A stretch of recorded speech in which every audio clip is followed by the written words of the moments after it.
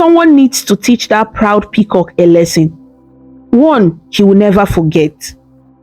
Ikenna gave her a wary look. Ada, be careful. Which someone are you talking about? Certainly not you. Don't even think about it, he warned, wagging a finger at her. She jutted her chin defiantly. Why not me? He nearly dropped the pile of okra he had collected. Ha! Will you keep quiet?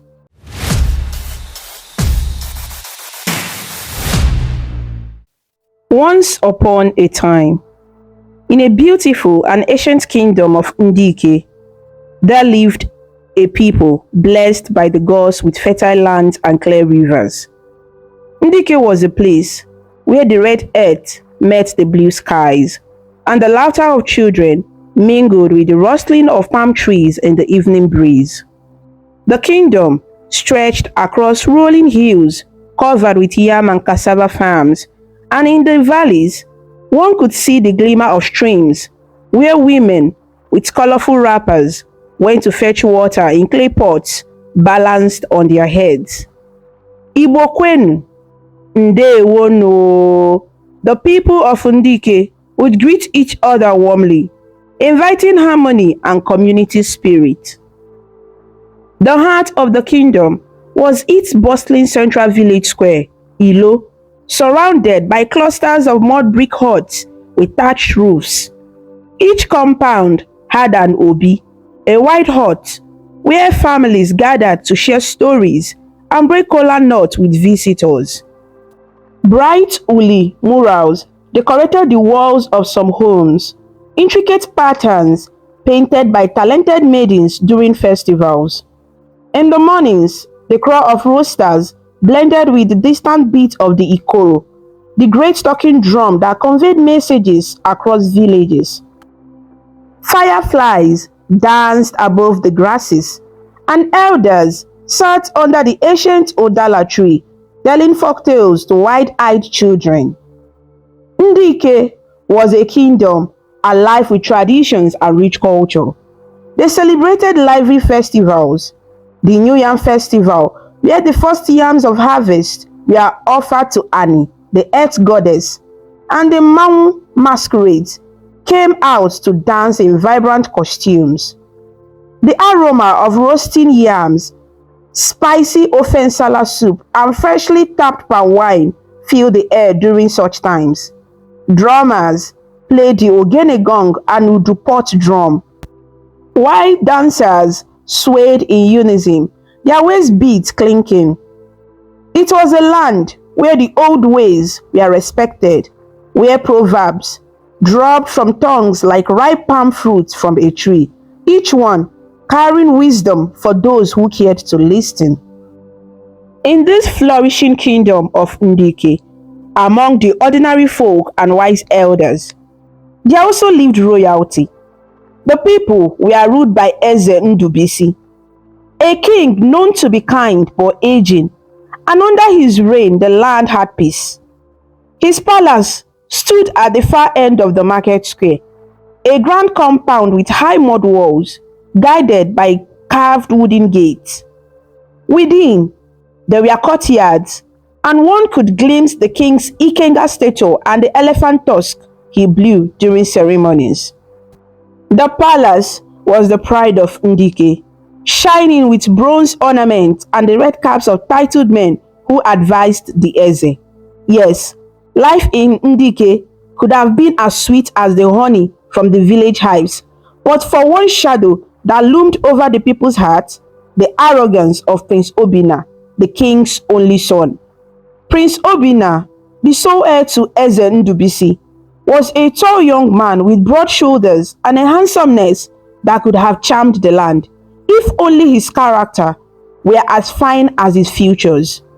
But Prince Obinna carried himself with his nose in the air and a chest puffed like a rooster that thought the sunrise depended on its crow.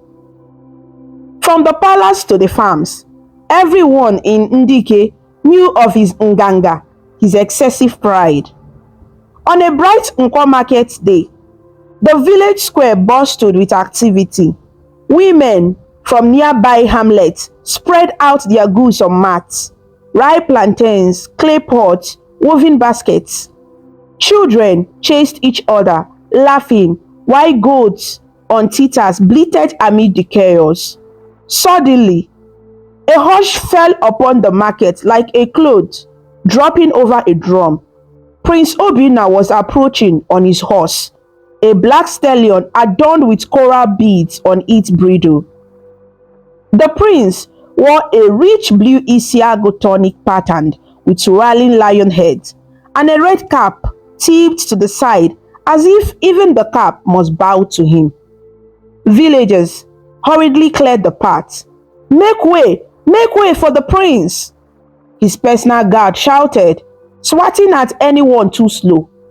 An old woman selling dried fish scrambled up from his stool, but not fast enough. The prince's horse knocked over the man's tray, sending smoked fish tumbling into the dust. Obinna barely glanced down. He wrinkled his nose.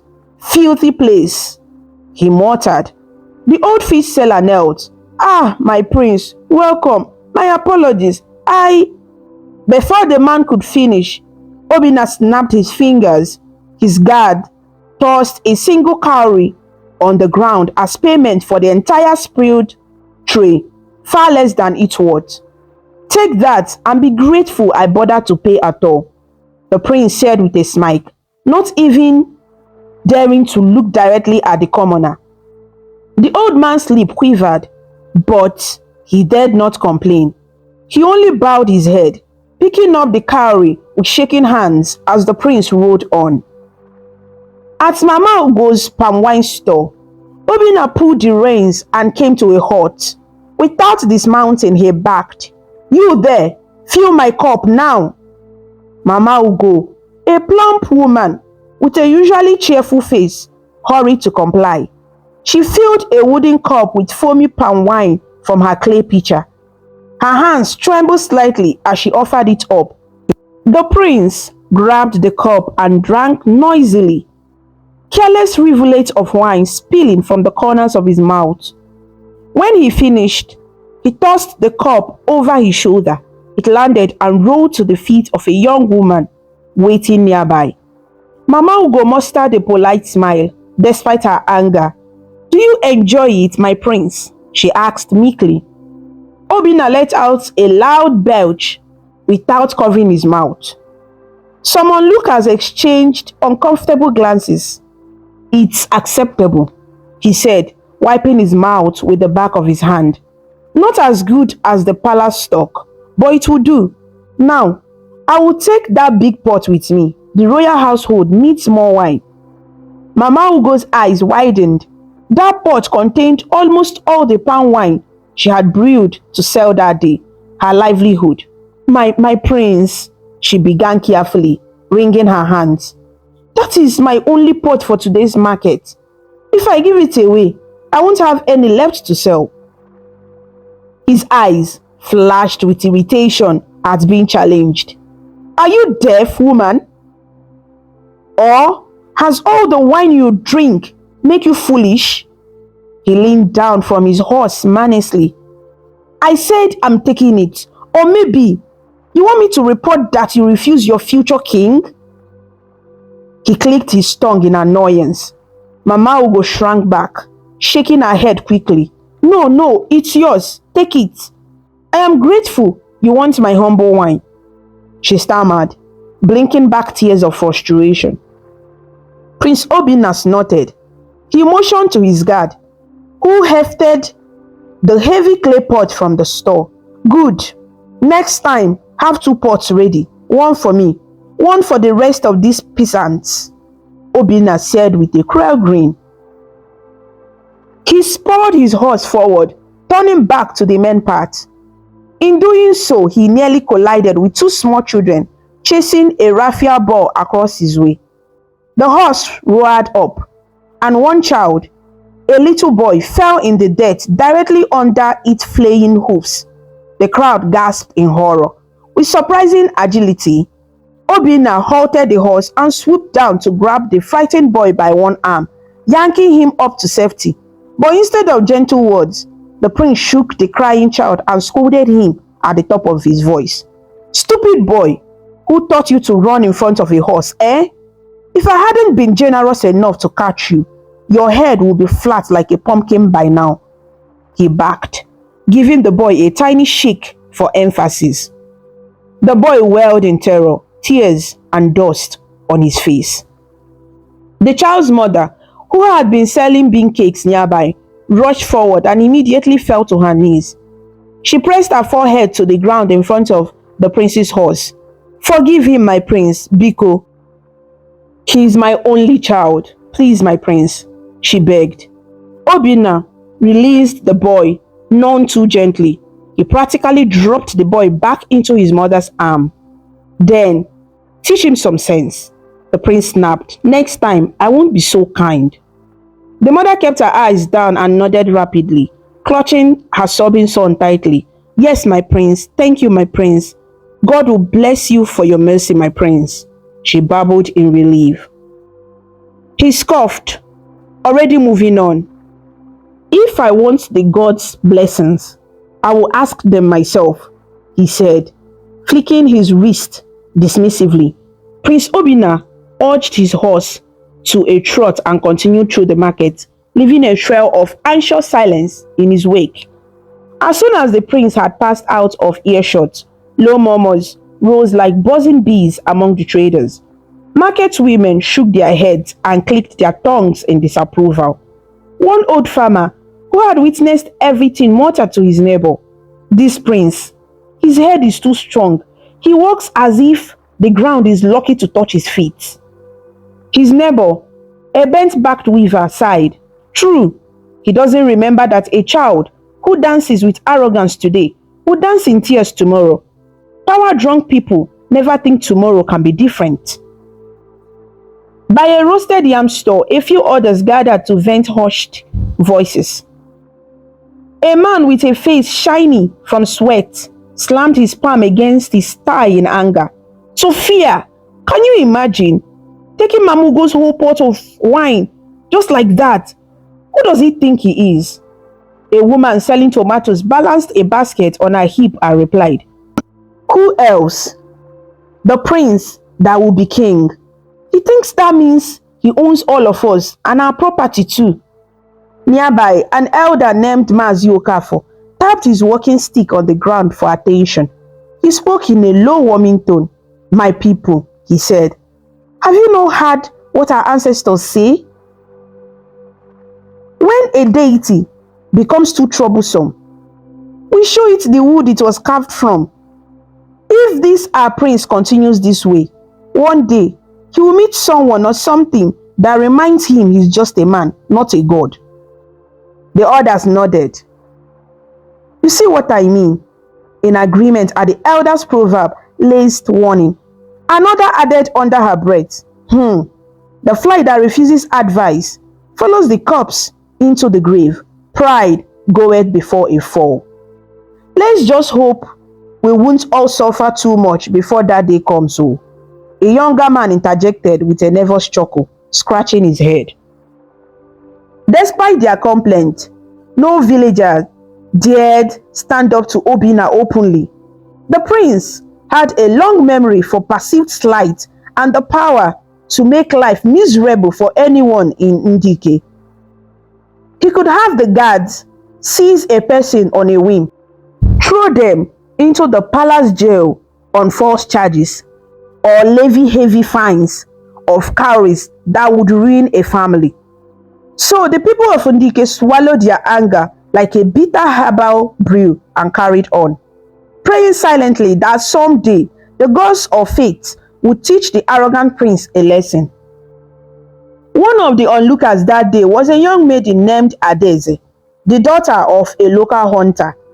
Adeze had been standing at a store nearby, and her blood had been boiling as she watched the prince's display of arrogance. She was of average height, but strongly built from years of helping on her father's farm, with strong arms and the posture of someone unafraid to carry heavy loads. A red wrapper was tied firmly around her waist, and she balanced a calabash of fresh okra on one hand. but her other hand had called into a feast at Prince Obina's behavior. As the prince rode off and the hushed complaints began, Adaeze could hold her anger no more. She slammed her calabash down on the nearest table with a thud, causing a few okra pods to tumble out. "This is too much," she exclaimed, not bothering to lower her voice. "How can a person do this kind of thing and go free every time, eh? It's unfair." Her older brother Ikenna was beside her, a muscular young man who had inherited their father's height and strength. Ikenna quickly reached out to grasp Adaeze's arm. His eyes darted around in panic to see if anyone important overheard her outburst. "Adaeze, keep your voice down," he hissed under his breath. "Do you want the guards to hear you and drag you off?" Adaeze yanked her arm free, chest heaving with righteous fury. "Let them hear. What I said is not a lie," she shot back, though she did lower her tone slightly. "Every market day, it's the same story. That prince will just be doing anyhow, taking things, insulting elders, terrorizing children, and everybody will just be quiet and taking it." She gestured towards Mama Ugo, who was wiping her eyes with the edge of her headscarf while staring at her empty store. "Look at that. Just look at that. He left her with nothing for today. Is that no wickedness?" Ikenna's face was grim. "It is," he agreed quietly. "But what can we do? You know nobody can touch the prince. Even Papa says we should endure. The man get power." Adaeze clicked her tongue against her teeth, a sharp sound of frustration. "So we will just fold our arms and watch him continue like this? One day, he might do something even worse." She bent to pick up the spilled okra from the ground, her hands trembling, not from fear, but from the urge to march straight to the palace and give the prince a piece of her mind. Her brother knelt to help her gather the vegetables. "Nne, calm down," Ikenna whispered. "I don't like it either, but remember what happened to Okechi." Adaeze paused, jaw tight. Of course she remembered. Okechi, a hot-headed youth from their village, had once shouted at the prince to stop whipping a villager's cow on the road.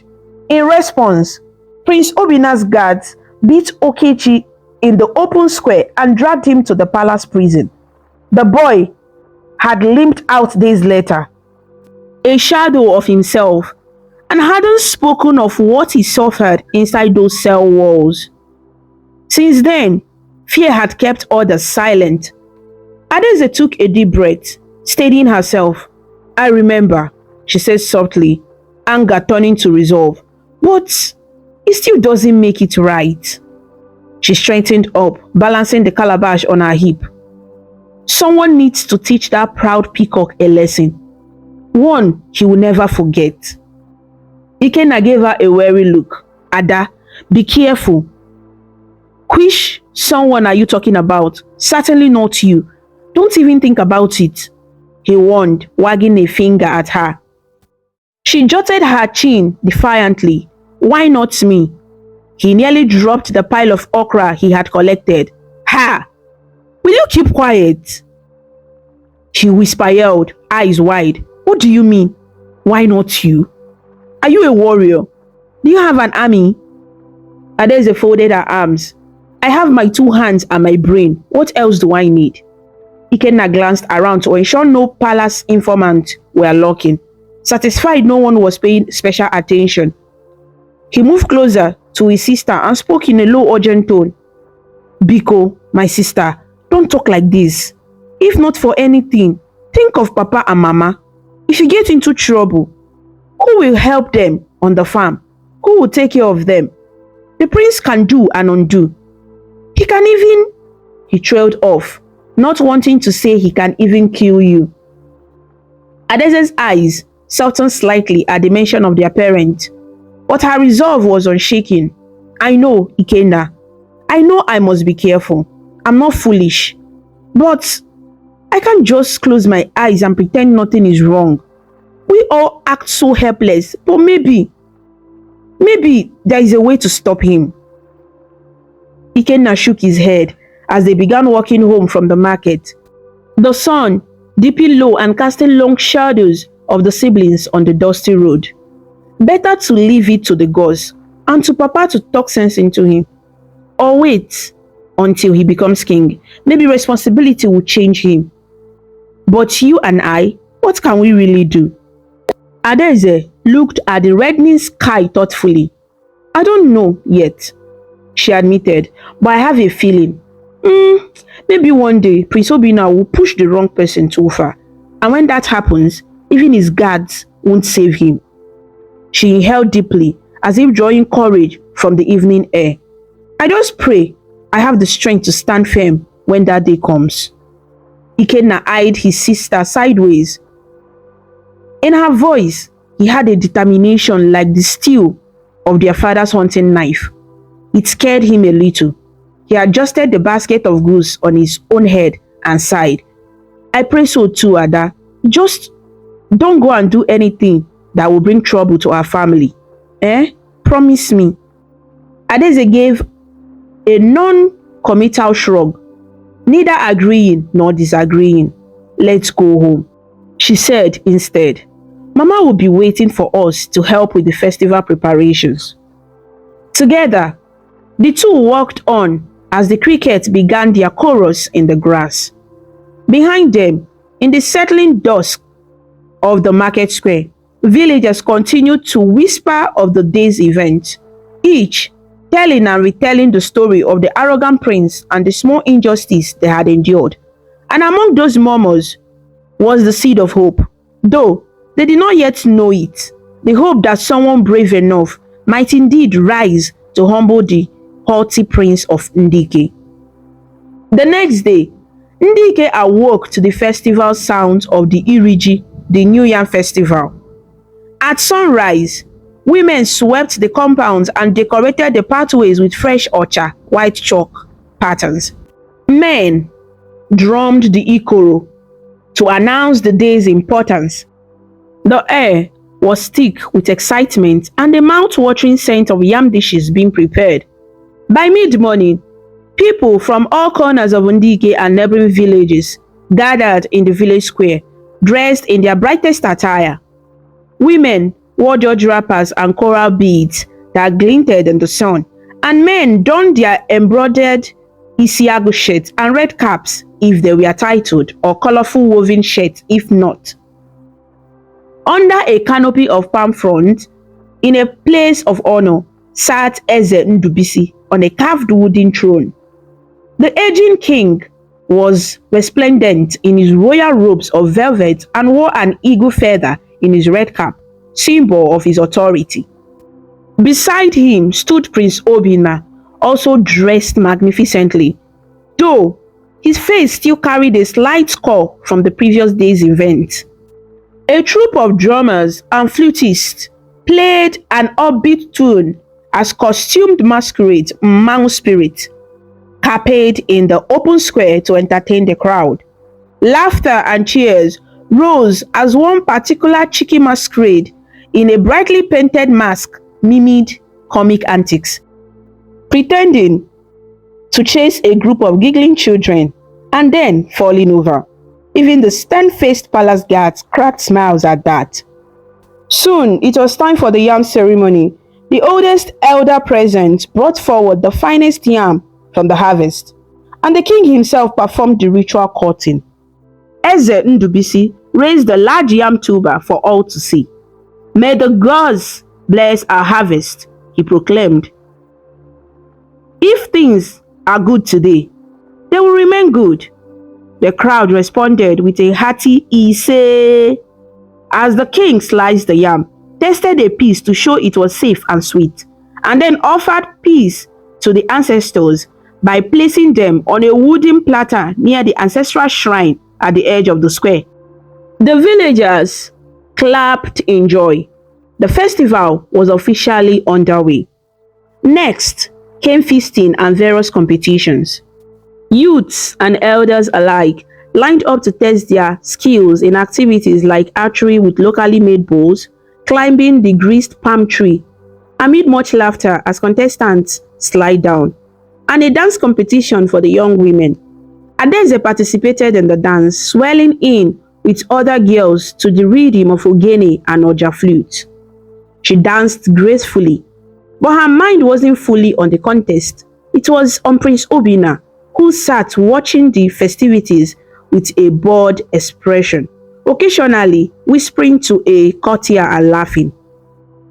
Adeze's anger simmered, remembering yesterday, but she held herself in check for now, shooting only a glare in the prince's direction whenever her dance brought her near the high table.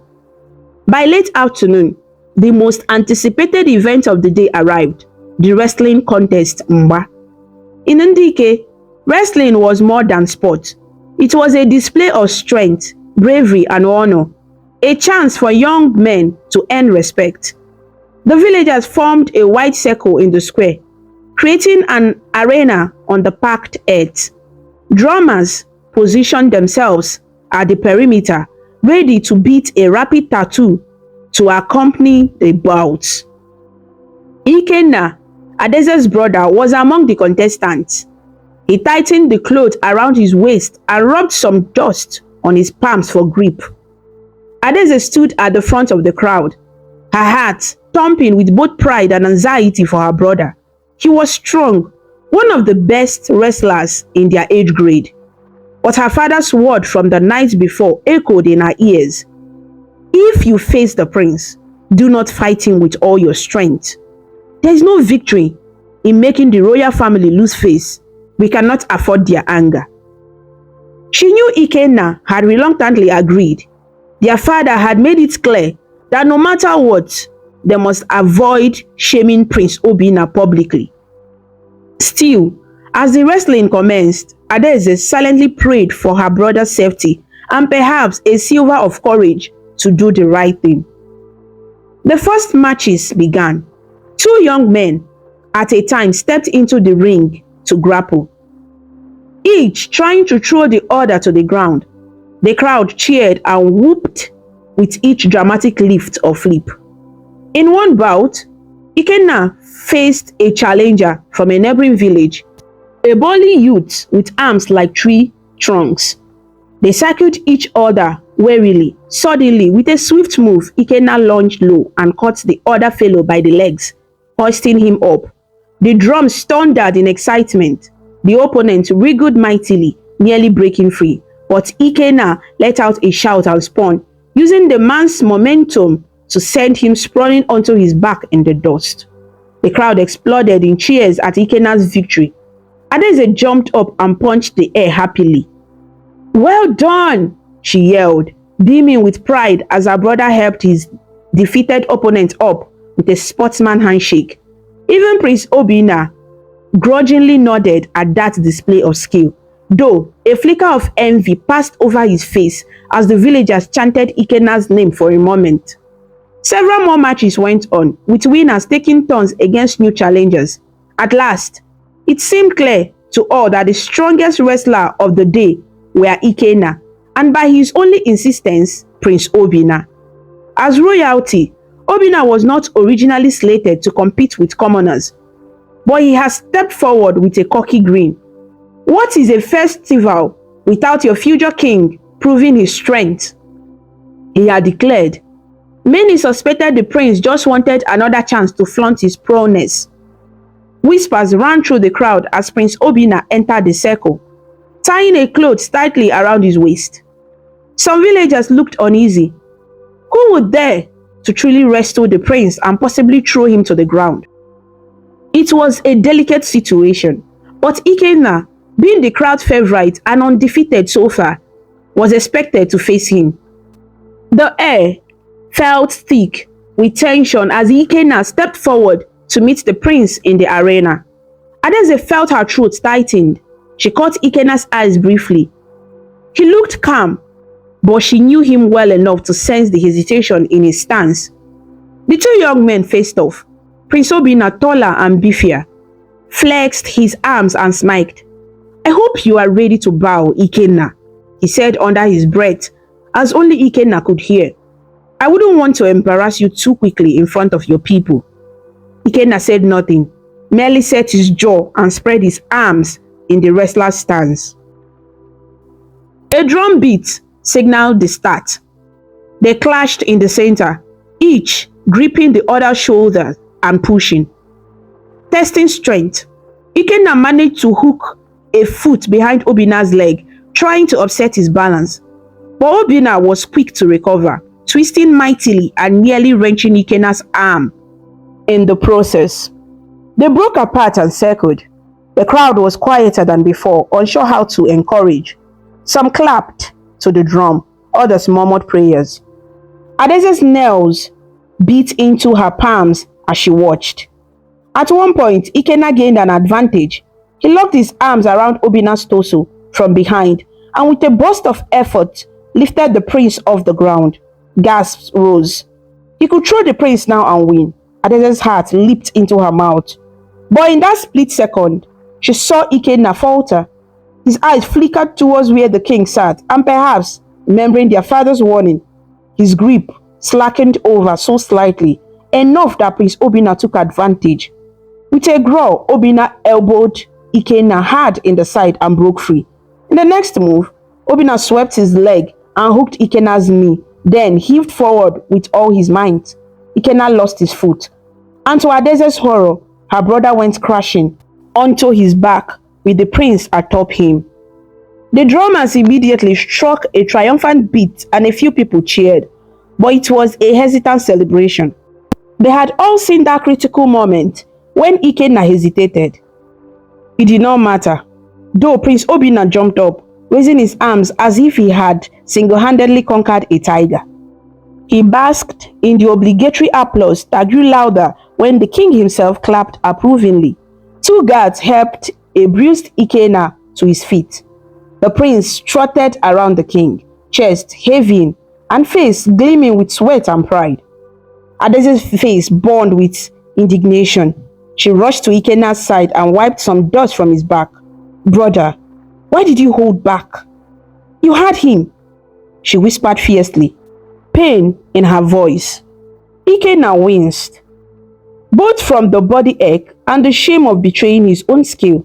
"Ada, leave it," he whispered. "It's better this way. Don't make a scene, please." But Adeze could not. Not this time. Something in her snapped like a dry twig. She turned away from Ikenna and faced the praying prince, who was taking in the adulation of the crowd. It made her sick how everyone was clapping, pretending the match was a fair win just to suit the prince's ego. She took a bold step forward out of the crowd before Ikenna could stop her. In a voice louder than she knew she had, Adeze shouted, "Why are you all clapping?" The drumming faltered and died. A stunned silence fell. All eyes turned to the young woman who dared question this spectacle. Adeze's heart hammered, but she swallowed her fear and went on, her voice clear. "We all saw what happened," she cried, pointing an accusatory finger at Prince Obina. "That was no victory." Ikenna spared the prince. He let him win. A collective gasp rippled through the crowd. It was as if lightning had struck in their midst. Prince Obina froze, his arms still raised overhead. Slowly, he lowered them, disbelief and rage contorting his face. What did you say?" he snarled, taking a step towards Adeze. Adeze felt Ikenna tugging desperately at her arm, but she shook him off and stood her ground. Her legs trembled, but she lifted her chin. "I said you did not truly win," she repeated. "You boast and strut around. But everyone here saw that my brother could have beaten you if he hadn't held back out of respect. You would be the one eating dust right now." The crowd was deathly quiet. Many mouths hung open in shock. Some elders looked at each other nervously, and a few women covered their faces, not wanting to watch what would surely happen next. No one had ever spoken to the prince in that manner publicly, especially not a young woman.